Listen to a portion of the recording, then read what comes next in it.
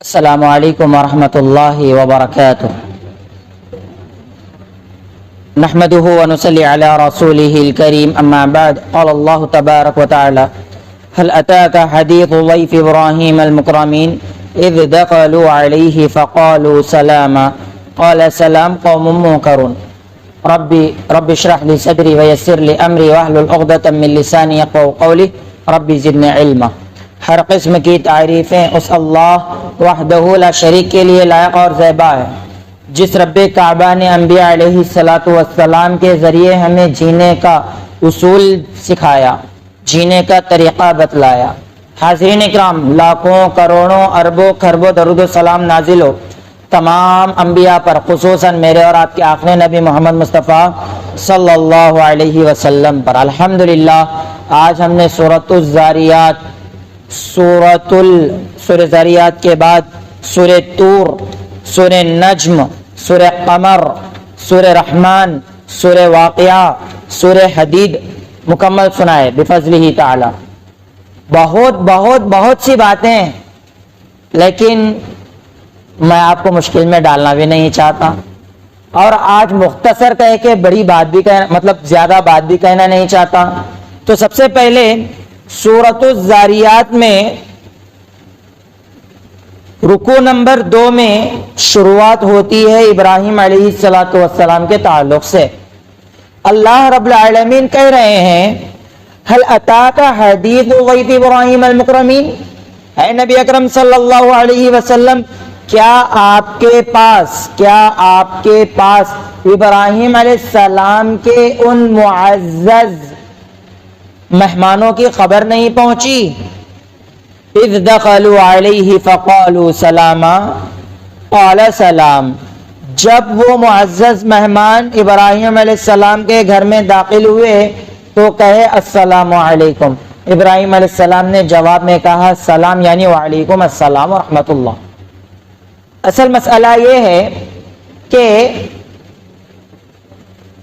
دو مہمان یا چند مہمان ابراہیم علیہ السلام کے پاس آتے ہیں، گھر میں اجازت چاہتے ہوئے سلام کرتے ہیں۔ ابراہیم علیہ السلام جب یہ سلام کرتے ہیں تو ان کے ذہن سے اور ان کے دل سے ڈاؤٹ اڑ جاتا ہے، کیونکہ جب سامنے والا سلام کرے تو اس کا مطلب یہ ہے کہ میری جانب سے، میری زبان سے، میرے ہاتھ سے، میری آنکھ سے، ہر اعتبار سے تم محفوظ ہو، تم پر اللہ کی سلامتی ہو، میرے سے تم کو تکلیف پہنچنے والی نہیں ہے۔ ایک اجنبی شخص ہے، سلام کر رہا ہے، اس کا مطلب یہ ہے کہ ان اجنبی تو ہے لیکن اس سے ڈرنے کی ضرورت مجھے نہیں ہے۔ لہذا جب یہ آتے ہیں بحیثیت مہمان تو ابراہیم علیہ السلام ان کی مہمان نوازی میں فربا، اچھا موٹا ہٹا کٹا اڑا چوڑا تندرست دمبا ذبح کرتے ہیں۔ مہمان نوازی اچھی کرنی چاہیے۔ ابراہیم علیہ السلام انجان لوگوں کی مہمان نوازی کر رہے ہیں۔ وہ آئے، دیکھا اجنبی مہمان ہے، گھر میں بلایا بٹھایا، فراغ الی اہلہ فجاء بعجل سمین، اپنے گھر والوں کے پاس گئے، مشورہ کیے، ایک زبردست دمبا لائے، ذبح کیے، فقربہ الیہم قال الا تأکلون، اور سب تیار کرنے کے بعد کھانے پر بٹھایا ان کو۔ جب وہ بیٹھے، ابراہیم علیہ السلام کھا رہے ہیں لیکن دیکھ رہے ہیں کہ یہ مہمان نہیں کھا رہے، پریشان ہو گئے، کیوں نہیں کھا رہے بھائی؟ آج ہماری مہمان نوازی میں کیا رہتا، جو بھی مہمان رہتے بولتے ہیں نہیں بھائی الحمدللہ مجھے کافی ہے، تو بھی کیا کرتے ہیں، نہیں کھاؤ، میری محبت میں کھاؤ، اس کی محبت میں کھاؤ۔ بھائی پوچھتے نہیں، بھائی آپ نہیں کھانا چاہ رہے، وجہ کیا ہے؟ وجہ بھی پوچھا جائے نا۔ ادھر ابراہیم علیہ السلام کہتے ہیں کہ فقربہ الیہم، ان کے قریب کیا، قال الا تأکلون، کہ آپ نہیں کھاتے؟ مطلب یہ جو میں نے آپ کی مہمان نوازی میں کیا ہے، مہمان نوازی میں جو کچھ رکھا ہے آپ نہیں کھا رہے ہیں، کیا اس کی کوئی خاص وجہ ہے؟ کیا آپ نہیں کھا رہے ہیں؟ کیا یہ اس کے بنانے میں کوئی خامی ہے؟ کیا وجہ، آپ کیوں نہیں کھا رہے ہیں؟ تو جب فرشتے کہتے ہیں کہ فَأَوْجَسَ مِنْهُمْ خِیفَةً، ان کے اس نہیں کھانے سے ابراہیم علیہ السلام بہت خوف زدہ ہوئے. اور خوف کئی قسمیں. ایک قسم خوف کی یہ ہے کہ بندہ صرف اللہ سے ڈرے. دوسرا خوف یہ ہے کہ اللہ کی بنائی، اللہ تبارک و تعالیٰ نے جو چیزیں بنائی ہے اس کو دیکھ کر کے ڈرے. ایک خوف یہ ہے کہ اپنی جان کی وجہ سے ڈرے. اچانک کوئی سانپ دیکھ لے تو کیا وہ خوف کھائے گا نا، ڈرے گا نا. تو یہ انسانی ڈر ہے. یہ ڈر عقیدے والا ڈر نہیں. عقیدے والا کون سا ڈر ہے؟ جن کیا کر دیتے ہیں کہ فلاں کیا کر دیتے ہیں، جیسے کفار مکہ کرتے تھے نا، اگر کسی جنگل میں جا کر کے پڑاؤ ڈالنے کا ہوتا تو پہلے جنوں سے پناہ مانگتے، جنوں کے سردار کو خوش کرتے. یہ خوف حرام ہے. یہ جو خوف ہے یہ صرف اللہ سے ہونا چاہیے. اگر کوئی پانی سے ڈر رہا ہے، اگر کوئی خون دیکھ کر کے ڈر رہا ہے، تو یہ خوف جو ہے نا یہ ایمان کے مخالف نہیں ہے. یہ خوف فطری خوف ہے. یہ ہوگا جیسے ابراہیم علیہ السلام ان کے اس نہیں کھانے سے ڈر رہے تھے کہ انہوں نے کھا رہے، یا تو کھانے میں کچھ فالٹ رہنا، یا نہیں تو ان کیا تو مجھے نقصان پہنچانے کے لیے آئے، کیا ڈر گئے. اس ڈر کو فرشتے سمجھ لیے. کہ قالوا لا تخف، فرشتوں نے کہا ابراہیم مت ڈریے، لا تخف، آپ مت ڈریے. وبشرہ بغلام علیم، بس اللہ رب العالمین نے آپ کو ایک لڑکے کی خوشخبری دی ہے اور وہ علم والا لڑکا ہوگا. دیکھیے مہمان آئے، مہمان کے لیے ذبح کر رہے ہیں، ان کی مہمان نوازی میں دسترخوان بچھا دیے، دسترخوان پہ یہ نہیں کھا رہے تو ایک قسم کا خوف ہوا. لیکن فرشتے خوشخبری دیے کہ نہیں، آپ ڈرنے کی بات نہیں، اللہ رب العالمین آپ کو ایک لڑکے کی خوشخبری دے رہا. اس لڑکے کا نام کیا ہے؟ اسحاق علیہ السلام. اور کوئی؟ اسماعیل علیہ السلام ہے. سورۃ الذاریات میں جو واقعہ پیش کیا گیا نا، یہ اسماعیل علیہ السلام کے تعلق سے، اور اس سے پہلے ایک جگہ گزرا ہے وہاں اسحاق علیہ السلام کا تذکرہ ہے. اسماعیل علیہ السلام کی بھی پیدائش اور اسحاق علیہ السلام کی بھی پیدائش ابراہیم علیہ السلام کے بوڑھے ہونے کی حالت میں ہو رہی ہے. دونوں کی بھی پیدائش، ان کی والدہ اسحاق علیہ السلام کی والدہ، اسماعیل علیہ السلام کی والدہ، دونوں کی والدہ عاقر تھیں، یعنی بانجھ تھیں. اب اس کا تذکرہ آ رہا ہے. تو ادھر اسماعیل علیہ السلام کا تذکرہ ہو رہا ہے کہ لا تخف وبشر بغلام علیم فاقبلت امرأته في صرتها فصكت وجهها وقالت عجوز عقیم. کہیں دور تھی، فرشتوں کی یہ بات سن لیے، سنتے اپنے چہرے پر مار لیتے آ گئے. اب کوئی تعجب کی چیز ہو، کوئی پریشانی کی چیز ہو تو کیا کرتے ہیں؟ اپنے ہاتھ کو اپنے چہرے کے اوپر رکھ لیتے، اس طریقے سے رکھ لیتے ہیں نا، اپنے چہرے کے اوپر ہاتھ رکھ لیتے. یعنی تو بعض لوگ جو ہے نا ایسا کر لیتے. انسان کی فطرت بتلائی گئی ہے، خواتین کی کیفیت بتلائی گئی ہے. جیسے ہی فرشتوں نے کہا تمہیں ایک بچے کی خوشخبری دی جا رہی ہے، تو فاقبلت امرأته فی صرۃ، جو دور تھے وہ خاتون یعنی ہاجرہ علیہ السلام چیختے ہوئے باہر آئی، اپنے ہاتھ سے منہ پہ مارتے ہوئے، اور کہا ارے میں تو بوڑھی ہوں اور میں پانج ہوں، مجھے اس حالت میں کیا بچہ ہوگا. تعجب، یہ انسانی تعجب، اللہ کے اوپر تعجب نہیں کرے یہ اچھا میری یہ حالت میں بھی اللہ دیتا کیا، یہ تعجب نہیں کرے، بلکہ میں کمزور ہوں، بوڑھی ہوں، میرے پاس تو قوت نہیں ہے، ایسی حالت میں کیا مجھے بچہ ہوگا. تعجب دو قسم کا ہے، ایک اپنی کمزوری پر، دوسرا ایسے وقت میں بھی بچے کے ملنے کی خوشخبری پر. تو حاضرین اکرام، فرشتے کہتے ہیں قالوا کذالک، ایسا کیوں نہیں ہو سکتا. قال ربک، یہ تمہارے رب کا فیصلہ ہے، یہ تمہارے رب نے طے کیا ہے. اب سوچو، جو رب ابراہیم علیہ السلام کے بڑھاپے میں ان کی بیویوں کو بچہ دے سکتا ہے، تو کیا وہ رب ہماری دعاؤں کو رد کرے گا؟ سوچنے کی بات ہے نا. انہ هو الحکیم العلیم، یقیناً اللہ رب العالمین بڑی حکمت والا، بڑے علم والا ہے. تو حاضرین اکرام، یہاں یہ بات پتہ چلی کہ حالات کتنے بھی ہمارے لیے مشکل ہوں لیکن ہم ضرور دعا کریں گے. لیکن دعا تو کریں گے، ساتھ ہی ساتھ محنت بھی کریں گے، کوششیں بھی کریں گے. اس کے بعد انبیاء علیہ السلام کی ایک صفت کیا، لوگوں کا زیادہ خیال کرتے تھے. خوشخبری ملی نا, ابراہیم علیہ السلام خاموش ہو سکتے تھے نا. خوشخبری ملی, ابراہیم علیہ السلام اپنا مسئلہ یہاں پہ حل کر لے کے خاموش رہ سکتے تھے. لیکن ابراہیم علیہ السلام چونکہ نبی ہیں, انہیں معلوم ہے کہ انبیاء صرف ایک کام کے لیے, فرشتے ایک کام کے لیے نہیں آتے, ان کے آنے کے پیچھے کچھ اور بڑا مقصد ہے. صرف خوشخبری دینے کے لیے ایسا بات نہیں ہو سکتا, کچھ اور مسئلہ ہے. اسی لیے پوچھتے ہیں قال فما خطبكم ایھا المرسلون, اے فرشتوں اور کیا ماجرا ہے, اور کہاں کا ارادہ ہے, کیا مسئلہ ہے. اور قالوا انا ارسلنا الى قوم مجرمین, ہم مجرم قوم کی طرف بھیجے گئے ہیں. وہ مجرم قوم کون ہے؟ لوط علیہ السلام کی قوم ہے. لوط علیہ السلام کے اوپر عذاب کی غرض سے یہ فرشتے بھیجے گئے تھے. جب یہ فرشتے ابراہیم علیہ السلام کے پاس سے جاتے ہیں, لوط علیہ السلام کے پاس جب ان کے گھر میں داخل ہوتے ہیں تو یہ غلیظ نیت, غلیظ فطرت کے لوگ اندر داخل ہوتے ہیں, اور ان کے ساتھ یہ آدمیوں کی شکل میں جاتے ہیں, انسان سمجھ کر کے ان کے پاس جو ہے نا بری نیت سے جاتے ہیں قوم کے لوگ. لواطت جسے کہا جاتا ہے, ہم جنس پرستی. اب 18 اپریل کو اس کا فیصلہ ہونے والا ہے. لڑکی لڑکی کے ساتھ, لڑکا لڑکے کے ساتھ نکاح کر سکتا, برائی کر سکتا, نعوذ باللہ حرام ہے.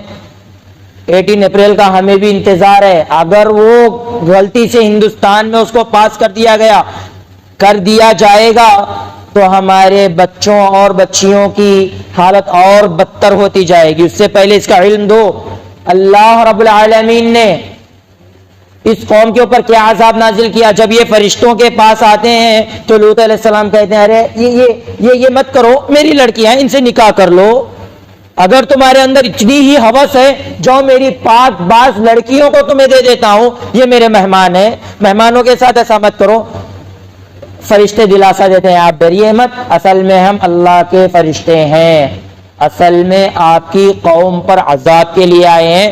رات آپ اپنی فیملی کے ساتھ نکلیں گے اور کوئی بھی پلٹ کر کے اپنی بستی کو نہیں دیکھے گا. فیصلہ ہو گیا, رات کا وقت یہ نکلے اور آسمان پر انہی کے نام کا پتھر آ کر کے گرا. باقاعدہ اس کا تذکرہ حدیث میں ہے. آپ اس کی جہاں جہاں بھی لوط علیہ السلام کا تذکرہ ہوا ہے اس کی تفسیر میں پڑھ سکتے ہیں. جس شخص کا جو نام تھا اسی نام کا پتھر اس کے اوپر گرتا ہے اور وہ ہلاک ہو جاتا ہے. کتنا خطرناک عذاب ہے, دیکھیے کتنی رسوائی والا عذاب ہے. اللہ رب العالمین نے اس بستی پر انہی کے نام کا پتھر نازل کیا اور اس بستی کو الٹ دیا گیا. اللہ رب العالمین ایسے برے کاموں سے ہماری حفاظت فرمائے. اللہ فیوچر میں ہمارے بچے بچیوں کو, بھائی بہنوں کو, ہمارے دوست و احباب کو ایسی غلیظ کام سے حفاظت فرمائے, آمین. حاضرین اکرام, اس کے بعد مسومۃ عند ربک للمسرفین, مسومۃ نشان زدہ پتھر. یہ ابراہیم علیہ السلام پوچھ رہے ہیں ایک اور قوم کے تعلق سے, تو سوچو انبیاء علیہ السلام کا دل کتنا نرم ہوتا ہے. تو حاضرین اکرام, لہٰذا ہمیں بھی اپنے قوم کے لیے, ان غیر مسلموں کے لیے, ان مشرکوں کے لیے اپنے دل کو نرم کرنا چاہیے اور انہیں بھی اسلام کی طرف بلانا چاہیے, دعوت دینا چاہیے. اس کے بعد سورۃ الطور, سورۃ النجم, سورہ نمبر 53, 50 پر 3, 53. اللہ رب العالمین نے نبی اکرم صلی اللہ علیہ وسلم کی ایک صفت بتلائی ہے. سبحان اللہ, کیا فرماتے ہیں؟ والنجم اذا ہوا ما ضل صاحبكم وما غوا وما ينطق عن الهوى, وما ينطق عن الهوى. نبی اکرم صلی اللہ علیہ وسلم اپنے نفس سے کچھ نہیں کہتے, اپنی خواہش سے کوئی بات نہیں کرتے, اپنی طرف سے دل میں ایسر کا بات نہیں کرتے. ان هو الا وحی یوحی. نبی اکرم صلی اللہ علیہ وسلم اسی وقت زبان کھولتے ہیں جب آسمان سے اللہ رب العالمین کی جانب سے وحی نازل ہو.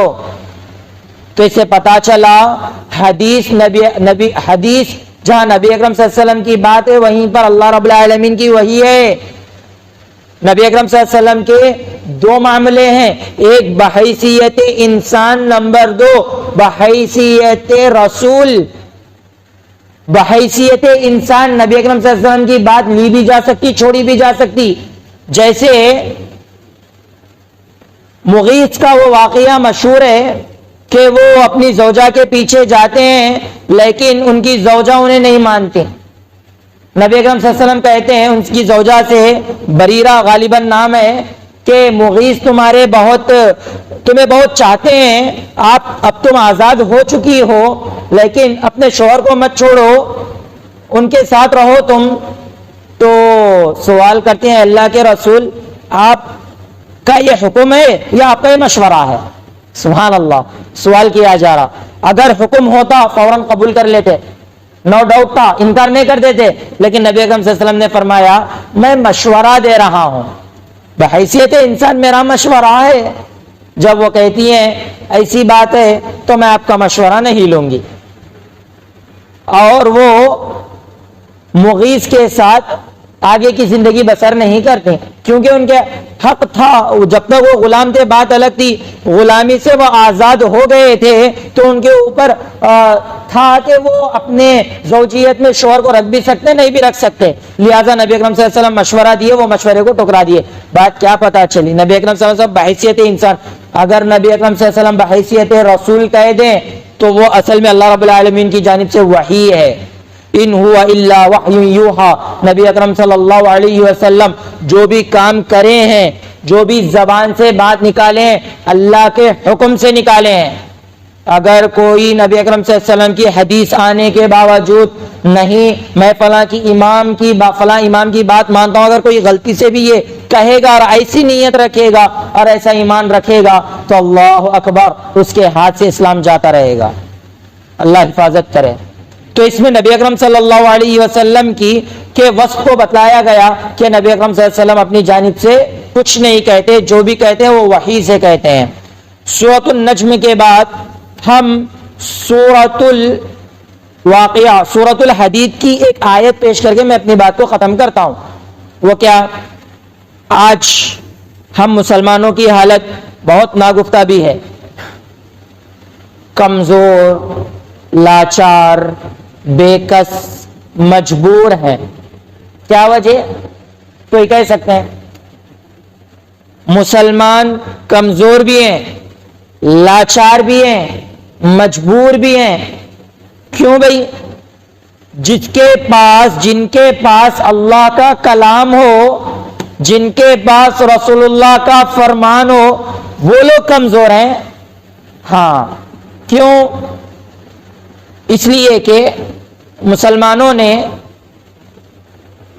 اللہ رب العالمین کے احکام کو چھوڑا، نبی اکرم صلی اللہ علیہ وسلم کے بتائے ہوئے راستے کو چھوڑا، ترک کیا اور دنیا کے پیچھے بھاگنے لگے. اب بعض لوگوں کی جانب سے اشکال آتا ہے، یہ ملاؤں کو، وہاں مول صاحبوں کو جو ہے نا ملا بول کر کے چڑھاتے لوگ، یہ ملاؤں کو دنیا والے تو پسند ہی نہیں. چلو دوسروں، اپنے کو پسند نہیں تو نہیں، دوسروں کی بھی دنیا میں اپنا پیر اڑاتے رہتے. تو ایسی بات نہیں ہے. دین میں ٹوٹل دنیا ہے، دنیا میں دین نہیں ہے، دنیا میں دین نہیں ہے، دین میں ٹوٹل دنیا ہے. اور ایسی دنیا گزار کر کے گئے ہیں عمر بن خطاب رضی اللہ عنہ. کیا نہیں جانتے؟ دنیا میں ہی تھے وہ، لیکن دین میں دنیا کو وہ گزار کر کے گئے، نہ کہ دنیا میں دین کو. بات سمجھنے کی ہے. دین میں دنیا کا مطلب یہ ہوتا ہے کہ اپنے دل میں آئے سر کا دین کو استعمال کریں گے. دنیا میں دین کا مطلب، دین میں دنیا کا مطلب یہ ہوتا ہے کہ ہم دنیا میں اپنی زندگی گزاریں گے لیکن جیسا دین نے بتلایا ویسی زندگی گزاریں گے. تو صحابہ اکرام جیسے اسلام نے بتلایا ویسی زندگی گزار کر کے گئے. اللہ رب العالمین نے ان کے قدموں میں پوری حکومتیں ڈال دی اور وہ تمام دنیا پر راج کر کے گئے، راج. اور آج ہم دنیا میں دین گزار رہے ہیں. ضرورت پڑی تو دین سے جو بھی فائدہ ہوا لے لیے، نہیں پڑی دین کو سیٹ کو رکھے دنیا کے پیچھے بھاگ رہے ہیں. اصل اس دنیا کی حقیقت کیا ہے؟ سورۃ الحدید میں بتلایا گیا ہے. یہ تمہید صرف اس مثال کی ہے جس میں اللہ رب العالمین فرماتے ہیں اعلموا، تم جان لو، تم جان لو، اعلموا انما الحیات الدنیا لعب ولہو وزینۃ وتفاخر بینکم وتکاثر فی الاموال والاولاد 5 چیزیں دنیا کی حقیقت میں بتلائی گئی ہیں کہ تم جان لو یقیناً یہ دنیا کی زندگی کھیل ہے، کھیل ہے، آٹا ہے. آٹا بولے تو وہ جاری کا آٹا نہیں، آٹا بولے تو وہ گیم کو بولتے ہیں تیلگو میں. دنیاوی زندگی کھیل ہے، لہو ولعب اور تماشا ہے، صرف اور صرف تماشا. یہ جو آنکھوں کے سامنے دکھ رہا نا اس کو تماشا کہا جاتا ہے. نمبر 3 وزینت، خوبصورتی ہے، زینت ہے. شان یہ زینت میں آسمان کے ستارے ہیں، سمندر کے تمام جانور ہیں، خوبصورتی میں ہے. کشمیر کے وہ بڑے بڑے برفیلے پہاڑ ہیں تو ریگستان میں وہ تپتے ہوئے ذرات ہیں لیکن خوبصورتی کا نشان دیتے ہیں. سمندر میں آنے والی لہریں ہیں جو ساحل پر کھڑے ہوئے شخص کو ایک بہترین نظارہ دیتے ہیں تو وہی ایک طرف چاند ہے جو آسمان کی خوبصورتی کو دوبالا کر دیتا ہے. زینت ہے. وَتَفَاخُرٌ بَيْنَكُمْ، اور آپس میں غرور تکبر کی جگہ ہے. میرے پاس اتنا مال ہے، وہ کیسے؟ اللہ رب العالمین نے فرمایا وَتَكَاثُرٌ بَيْنَكُمْ وَتَكَاثُرٌ فِي الْأَمْوَالِ وَالْأَوْلَادِ، مال دولت میں، بچوں کے مسئلے میں ایک دوسرے کو زیادہ کرنا، غرور، گھمنڈ، فقر، تکبر، یہ تمام چیزیں اس دنیا میں 5 چیزیں. کھیل ہے، تماشا ہے اور خوبصورتی ہے. ایک دوسرے کے اوپر فقر، غرور، گھمنڈ کرنا ہے، اس کے اوپر مال اور بچوں کے مسئلے میں ایک دوسرے کو زیادہ کر کے بتلانا ہے. یہ زندگی اتنا ہے. اس کے بعد کیا ہے؟ اللہ رب العالمین نے اس کی بات کی زندگی کی ایک بہترین مثال دی ہے. سبحان اللہ. وہ کیا ہے؟ کَمَثَلِ غَيْثٍ، اس زندگی کی مثال اس برسات کی سی ہے. برسات، بارش. اعجب الکفار نباتہ، جب وہ بارش برستی نا تو جب وہ برسات برستی اور اس برسات کے ذریعے جو پودے نکلتے ہیں نا، اعجب الکفار، کافروں کو بہت خوش کر دیتے. کافروں کو کیا برسات صرف کافروں کو نازل ہوتی؟ ہاں، اگر ہم بغیر عربی کے اردو میں پڑھ لیتے جائیں گے کفار کا معنی کیا؟ کافروں کو، تو یہ مثال کافروں کے لیے ہے؟ نہیں نہیں نہیں. کفار کے معنی ہیں کسان. کسان کو بولتے ہیں، فارمر کو بولتے ہیں کفار. کافر پلس کفار اس کے معنی ہے کسان. کھیتی باڑی جو کرتے ہیں نا، تیلگو میں کیا بولتے ہیں انہیں؟ ریتولو بولتے ہیں. ریتولو، ان کسانوں کی مثال دی گئی ہے کہ ثم یہیج فطرہ مصفرا ثم یکون حطاما وفی الآخرۃ عذاب شدید. اب مثال اچھے طریقے سے سمجھتے ہیں اور یہی مثال ہماری آخری بات ہوگی. آسمان سے برسات نازل ہوئی، اس برسات سے پودے نکلے. ان پودوں کو دیکھ کر کے جو کفار ہیں، جو کسان ہیں، بہت خوش ہوئے. یہ بہت خوش ہوئے اور یہ پودے بڑے ہوئے، اتنے بڑے ہوئے کہ انہیں جو اناج لگنا تھا لگ گیا. اگر درخت ہے تو پھل پھول لگ گئے، اگر یہ چاول گیہوں وغیرہ ہے تو اس کے خوشے لگ گئے، اناج لگ گئی. اس کے بعد کسان اس سے اناج حاصل کر لیے. فَتَرَاهُ مُصْفَرًّا، پھر آپ دیکھیں گے کہ وہ پیلے پڑ جائیں گے، زرد پڑ جائیں گے. زرد پڑ جا کے حطاما، وہ برا برا ہو جائیں گے، مٹی مٹی کی طرح بن جائیں گے، وہ آٹا آٹا ہو جائیں گے اور زمین میں مل جائیں گے. کیا یہ مثال انسانی زندگی کی نہیں ہے؟ لڑکا لڑکی کی ملاقات ہوتی ہے نکاح کے بعد. ایک قطرہ جس کی کوئی اوقات نہیں، اللہ رب العالمین اسے اوقات میں لاتا ہے. جس کی کوئی حیثیت نہیں، اللہ رب العالمین اسے ایک انسانی شکل دے کر کے حیثیت میں لاتا ہے، پیدا ہوتا ہے. جیسے ہی یہ پیدا ہوتا ہے، جیسا زمین سے ایک پودا نکلا ویسا یہ دنیا میں آیا.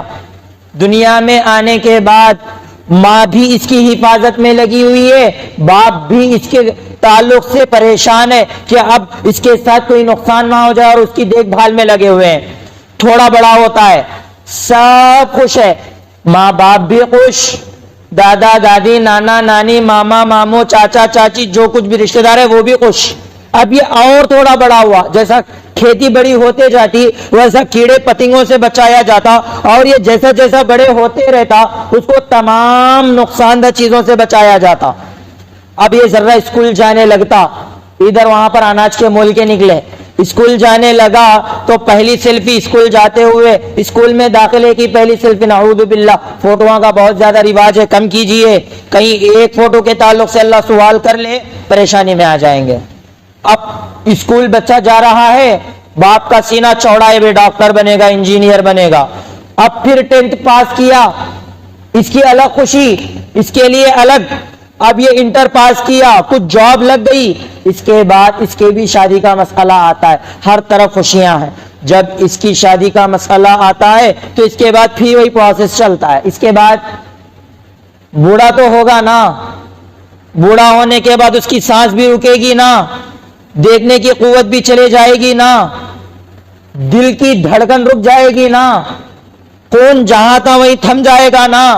کیا کریں گے اس کے بعد؟ یعنی موت آ گئی تو اسے نہلا کے دھلا کے دلہن کی طرح سجا کر کے باقاعدہ اسے ایک سفید کپڑے میں لپیٹ کر کے کفن میں تکفین کر کے اسے بڑے ادب و احترام کے ساتھ مسجد میں لایا جاتا ہے، اس کی نماز جنازہ پڑھی جاتی ہے، پھر اسے ہر کوئی کندھا دیتا ہے، دے کر کے قبرستان لے کر کے جاتے ہیں۔ قبرستان میں 2 صاحب اترتے ہیں، بڑے ادب سے احترام کے ساتھ اسے قبر میں لٹاتے ہیں، اس پر سل بچھا دیے جاتے ہیں اور اس میں کیڑے اندر نہ جائیں، حالانکہ زمین یہ کرتی لیکن اس پر کیچڑ سے اور اچھے طریقے سے پیک کر دیا جاتا ہے۔ اس کے بعد کہا جاتا ہے چلو سرانے 3 بار مٹی دے دو، بسم اللہ کہہ کر کے 3 بار مٹی دے دیے، 3 بار مٹی دے دیے، تمام مٹی موچ دی گئی تو وہاں پر انفرادی دعا کر دی گئی کہ اللہ اسے ثابت قدمی عطا فرما، جو سوالات ہوں گے اس کے صحیح سوالات کے جوابات دینے والا بنا۔ اس کے بعد چلے جاتے ہیں، 40 قدم دور قدموں کے چلنے کی آواز بھی یہ سنے گا، کیونکہ حدیث میں اس کا تذکرہ ہے۔ قبر میں بابا سنیں گے، اللہ کے رسول صلی اللہ علیہ وسلم نے نہیں فرمایا، ہاں جب اس کی تدفین ہوگی وہ ضرور سنے گا قدموں کی آواز کو، نبی اکرم صلی اللہ علیہ وسلم نے یہ فرمایا، اس پر ہمارا ایمان ہے۔ اب چلے جائیں گے، 1 دن 2 دن 3 دن 1 مہینہ 2 مہینے، مٹی میں مٹی ہو گیا۔ جہاں کھیتی مٹی میں مٹی ہو رہی ہے، یہ انسان بھی اپنی زندگی کے پورے دن گزارنے کے بعد مٹی میں اس زندگی کے پیچھے بھاگ رہے ہیں۔ کمانا چاہیے اتنا جتنا ہماری جنت بنے، جتنا ہم جہنم سے بچ سکیں۔ کمانا چاہیے، بڑی سی پوری پوزیشن لینی چاہیے، بڑے سے بڑے ڈاکٹر بننا چاہیے، بڑے سے بڑے انجینئر بننا چاہیے، بڑے سے بڑے لائر بننا چاہیے، ضروری ہے بنے۔ اس کا مطلب یہ نہیں کہ ٹوٹل دین کو چھوڑ دیں، اسلام کو چھوڑ دیں، یہ بات نہیں ہے۔ قرآن اور حدیث کو اپنے ساتھ رکھتے ہوئے بنے۔ تو بس کہنے کا مقصد یہ ہے کہ جس طرح بارش کا ایک قطرہ ہے، انسان کی زندگی بھی بس وہی ایک قطرہ ہے، مٹی میں پڑے ہو گئے، اس کی زندگی بلبلا ہے، پانی کا ایک بلبلا ہے، کب پھوٹتا نہیں پتا، انسان کی زندگی اتنی ہے۔ ہوا کا ایک جھونکا ہے، آیا چلا گیا، انسان کی زندگی اتنی ہی ہے۔ تو لہٰذا ہمیں اس زندگی کی حقیقت کو سمجھ کر اپنی زندگی گزارنا چاہیے۔ آخر میں اللہ رب العالمین سے دعا ہے کہ اللہ رب العالمین ہمیں اس قرآن اور حدیث کے مطابق اپنی زندگی گزارنے والا بنا۔ اس کے بعد اللہ رب العالمین نے کہا وَفِي الْآخِرَةِ عَذَابٌ شَدِيدٌ، اگر کوئی ان باتوں کو نہیں سمجھے گا اور کھیل تماشے میں جو 5 چیزیں کہی اسی میں اپنے زندگی برباد کر دے گا، آخرت کے دن ان کے لیے سخت سے سخت عذاب ہے۔ وفی الآخرت، اور آخرت میں عذاب شدید، موصوف صفت ہے، عذاب موصوف، شدید صفت ہے، سخت سے سخت عذاب ہوگا۔ ومغفرۃ من اللہ ورضوان، اور جو ان کی حقیقت کو دیکھ کر کے، 5 چیزوں کو دیکھ کر کے انسانی زندگی کی حقیقت کو اس مثال سے سمجھ جائے گا اور اس کے مطابق زندگی گزارے گا، اللہ کی عبادتیں کرے گا، ان کے لیے اللہ رب العالمین کی جانب سے مغفرت ہے اور اللہ کی رضامندی ہے۔ سبحان اللہ۔ 2 باتیں بھی بتلائی گئی، ایک اگر اس کو اس مثال کے ذریعے ابھی بھی اپنی حقیقت کو نہیں سمجھے عذاب ہے، اگر سمجھ کر کے اپنی زندگی گزارے اللہ کی مغفرت بھی ہے، دوسرا اللہ کی رضامندی بھی ہے. وَمَا الْحَيَاةُ الدُّنْيَا إِلَّا مَتَاعُ الْغُرُورِ، اور یہ دنیاوی زندگی بس دھوکے کا سامان ہے، بس دھوکے کا سامان ہے. وَسَابِقُوا إِلَى مَغْفِرَةٍ مِّن رَّبِّكُمْ وَجَنَّةٍ عَرْضُهَا كَعَرْضِ السَّمَاوَاتِ وَالْأَرْضِ أُعِدَّتْ لِلَّذِينَ آمَنُوا بِاللَّهِ وَرَسُولِهِ. سابقوا، سبقت کرو، کمپٹیشن کرو. کس مسئلے میں؟ اپنے رب کی مغفرت کے مسئلے میں، اپنے مغفرت کے مسئلے میں، اپنے رب کے جانب جانے کے لیے، اور اس جنت کی طرف بڑھنے میں سبقت کرو جس کی چوڑائی آسمان اور زمین کے درمیان کے برابر ہے. سبحان اللہ. اور یہ کس کے لیے تیار کی گئی ہے؟ اعدت للذین آمنوا، ایمان والوں کے لیے تیار کی گئی ہے. ورسولہ، اور جو اللہ پر ایمان لائے اور اس کے رسولوں پر ایمان لائے ان کے لیے یہ جنت تیار کی گئی ہے. ذالک فضل اللہ یؤتیہ من یشاء، یہ اللہ رب العالمین کا فضل ہے، جسے چاہے اسے عطا کرتا ہے. واللہ ذو الفضل العظیم، اور اللہ رب العالمین بہت زیادہ فضل والا اور عظیم ہے، عظمتوں والا ہے. آخر میں اللہ رب العالمین سے دعا ہے کہ اللہ رب العالمین ان مثالوں کو سمجھ کر اپنی زندگی گزارنے والا بنا. اللہ دنیا میں آخرت کی تیاری کرنے والا بنا. اللہ اس دنیا میں اپنی جنت بنانے والا ہمیں بنا. اللہ جہنم اور قبر کے عذابات سے ہماری حفاظت فرما. آمین. وآخر دعوانا الحمدللہ رب العالمین، والسلام علیکم ورحمۃ اللہ وبرکاتہ.